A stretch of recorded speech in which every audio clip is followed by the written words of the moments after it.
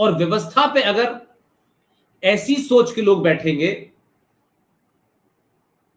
जिनका agenda clear है, तो आप ये मानेंगे कि सरकार बदली, ठीक, मैं मानता हूं कि सरकार पहले बदलनी पड़ती है, लेकिन मैं आपको आश्वस्त नहीं करना चाहता, आपको आराम से बैठने के लिए नहीं कहना चाहता कि अब आप आराम से बैठ गए, आपने एक सरकार बदल दी है, सरकार की जिम्मेदारी है कि अब वो रोज दरवाजा खटखटाए आपके दरवाजे की और आपसे पूछे कि आप सुरक्षित हैं। नहीं, सरकार बदली है इसलिए कि आप थोड़े से बदले, इसलिए सत्ता पे वो आए जो इस भारत की हजारों साल पुरानी संस्कृति में, 1400 साल वाली नहीं कह रहा, आजकल बहुत सारे लोग ये पूछ रहे हैं अपने छोटे छोटे खुतबों में कि भाई कौन सी संस्कृति की बात हो रही है, तो उनके यहां संस्कृति का मतलब होता है छोटे भाई का पजामा बड़े भाई का कुर्ता, उनकी कोई और संस्कृति तो है नहीं। क्या संस्कृति है उनकी बताएं? कारवां लूटना, रेप करना, बलात्कार करना और अपने प्रॉफिट के दामाद को मारना, उसकी बेटी को मारना, उसके बच्चों को मारना, कौन सी संस्कृति है भाई? तो सवाल यह है कि कुछ लोगों को लगता है कि 1400 साल पहले संस्कृति पैदा हुई थी, दुनिया पहले बनी थी, तो वो अपने उसमें गलतफहमी में मस्त रहे, लिहाजा वो अलग अलग जगह एनालिसिस करते हैं आजकल कि देखिए साहब, देश को तोड़ने की कोशिश कौन कर रहा है? चोर, उठाईगिरे, दलाल, जिन्होंने इस देश को लूटा, जिन्होंने इस देश की संस्कृति को नष्ट किया, वो कह रहे हैं कि देश को तोड़ने के बाद, जिन्होंने देश तोड़ा, जिन्होंने ये मुल्क मजहब के नाम पे बांटा, वो बड़े दाढ़ी पे हाथ फिरा फिरा करके छोटे छोटे बच्चों के जलसों में जाके बता रहे हैं, कर्नल हरि सिंह, जीडी बख्शी, पुष्पेंद्र कुलशेष क्या कह रहे हैं, देखिए साहब कैसे जहर फैलाया जा रहा है। अरे तुम तो जहर हो, तुम सुबह से लेकर शाम तक 5 वक्त चिल्ला चिल्ला के जहर ही फैलाते हो, और क्या करते हो? यानी कुछ लोग इतना जहर पी चुके हैं कि उन्हें दूसरों की बातों को जहर लगता है और अपने आप को ये बताते हैं कि हम कितने अमन के परिंदे हैं, पूरी दुनिया में अमन का परिंदा फैल रहा है। तो मैं सिर्फ ये कहना चाहता हूं कि 47 में पहला शिक्षा मंत्री सबसे बड़ा जिहादी था, उससे लेके चले तो प्रोफेसर नूरुल हसन जो अलीगढ़ यूनिवर्सिटी में थे। तो इन बातों को अगर हमने देखा होता तो जो आज सुदर्शन टीवी की चिंताएं हैं, जिसको लेकर के उन्हें ये सब प्रोग्राम करना पड़ रहा है, तो आप देखते कि आज ये संकट नहीं पैदा होता।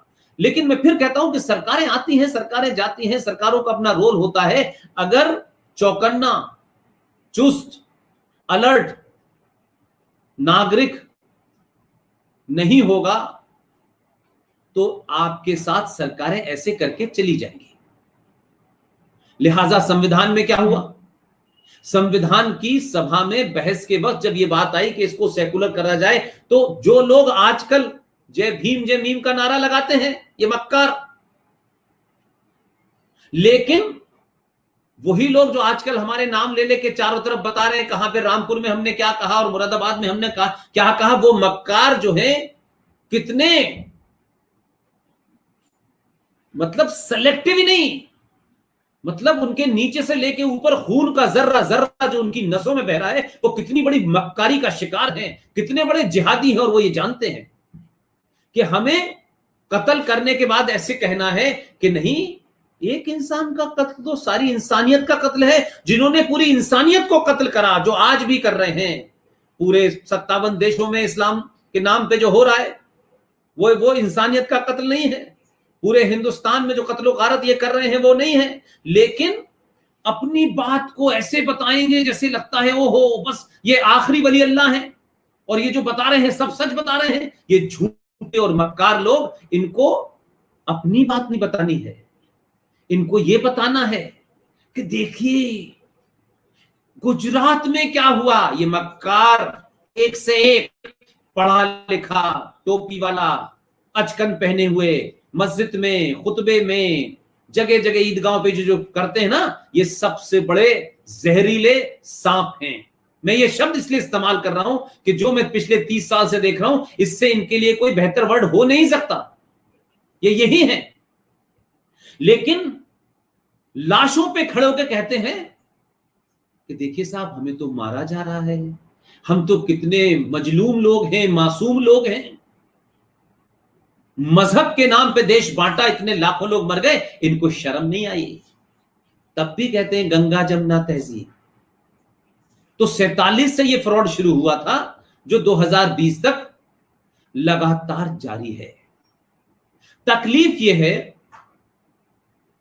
कि भारत का सनातनी जब बदला, जब उसने ये सोचा कि आखिर क्या वजह है, हम पूरा टैक्स देते हैं, हम पूरा इनकम टैक्स देते हैं, हम कोशिश करते हैं कि इस देश में सारी व्यवस्था सुचारू रूप से चले, संविधान जो कहता हो कम से कम वो ही लागू हो जाए।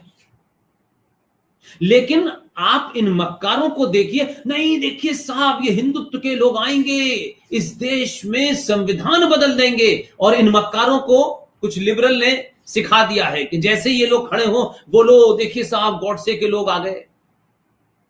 हमें तो ये गॉडसे का बताते हैं, अपने आप को नहीं बताते। ये अबू बकर वाले हैं, ये वो लोग हैं जिन्होंने मोहम्मद साहब के दामाद का कत्ल किया। ये वो लोग हैं जिन्होंने शाम की गलियों के अंदर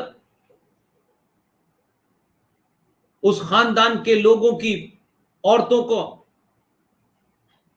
गले से लगे हुए कत्ल करके उनके सिरों को नेजों पे लेकर के शाम की गलियों में टहले,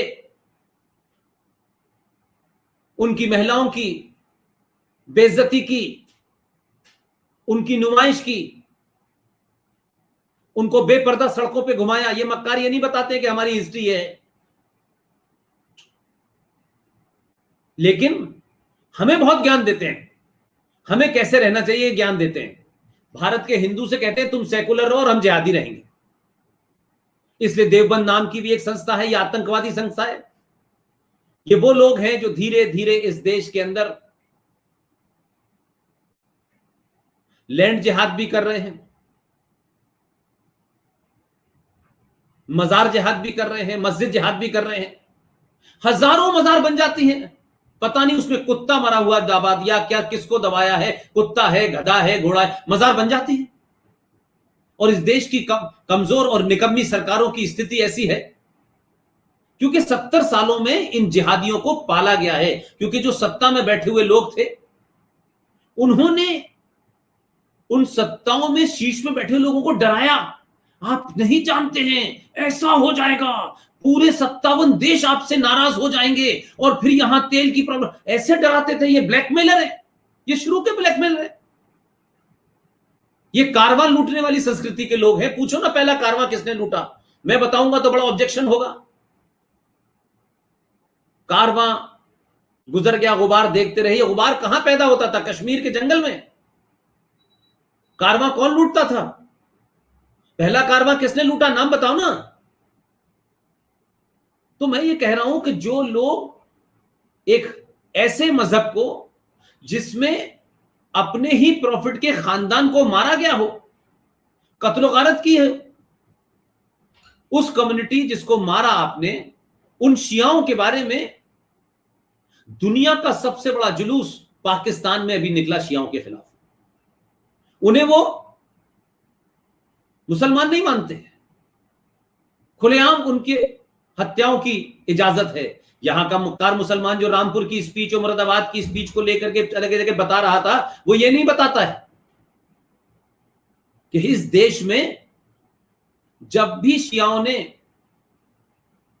मजलिस की है, मुहर्रम के दरमियान जो ताजिए निकाले हैं, पूरे बिहार और उत्तर प्रदेश के उन इलाकों में चले जाएं, उन ताजियों को निकालने में हिंदू साथ चलते थे, ताजियों के बनवाने में उनकी मदद करते थे। लेकिन उस वक्त से लेके आज भी ताजियों की रास्ते की मुखालिफत के ये इधर से नहीं जाएगा, ये किसी हिंदू ने नहीं कहा, ये सिर्फ सुन्नी जिहादी आईएस के मानने वाले इस देश में मेजॉरिटी मुसलमानों ने कहा।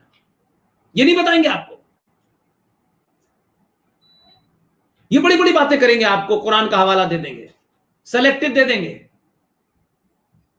भाग जाएंगे। और जब आप तर्क की बात करेंगे तो मारपीट की बात करेंगे, कमलेश तिवारी को गला रेत के मार देंगे, इस पे मुंह नहीं खुलेगा। कश्मीर की बात करो कि 2,500 मुसलमान, 2,500 हिंदुओं को वहां के मेजोरिटी मुसलमानों ने मारा, तो कहेंगे नहीं देखिए फिर 97,000 मुसलमान भी तो मरे। अरे ये कोई इक्वेशन की जा रही है? ये तो तुम्हारा चरित्र बताया जा रहा है कि तुमने उनकी पूजा पद्धति और उपासना की वजह से मारा था, इसलिए नहीं मारा था कि वो तुमसे लड़ रहे थे। लेकिन एक मक्कार मुसलमान पूरे देश का नहीं बोलता। ये बार बार मैं इसलिए कह रहा हूं कि कुछ लोग आजकल मुहिम चलाए हुए हैं, उनकी मुहिम को चौराहे चौराहे एक्सपोज करने के लिए हम लोग बोल रहे हैं। हमारा कोई राजनीतिक दल नहीं है,